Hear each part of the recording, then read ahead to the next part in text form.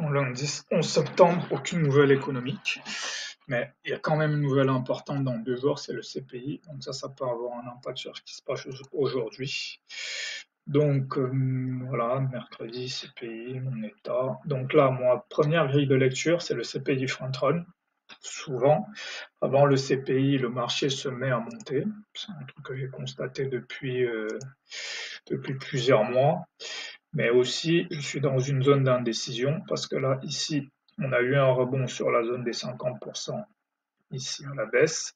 Mais là aussi, on pourrait avoir un rejet sur la zone des 50% à la hausse ici et sur ce fair value gap. Donc en fait, il faudrait vraiment attendre qu'on passe cette zone. En fait, entre ici 93, voilà, entre 93 et 83, une fois qu'on aura passé cette zone, c'est là où il sera très probable qu'on aille chercher ici, voire même qu'on aille chercher peut-être le plus haut du mois précédent.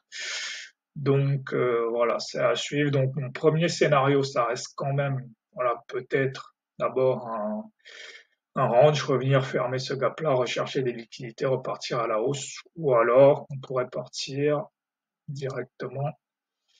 Alors on peut aussi partir, revenir peut-être chercher à JP et ensuite partir à la hausse, partir directement à la hausse. Là, on est quand même dans un contexte assez indécis. Mais ça tend à confirmer quand même ce que j'avais essayé de faire vendredi, qui est d'acheter. Ça, on peut voir que là, quand même, il y a une hausse qui se construit, mais c'est le genre de hausse très pénible, parce qu'on monte, on retrace de 50%, voire plus, on monte, on retrace, et peut-être que là, ça va être le moment où on lâche, en fait. Donc, à surveiller.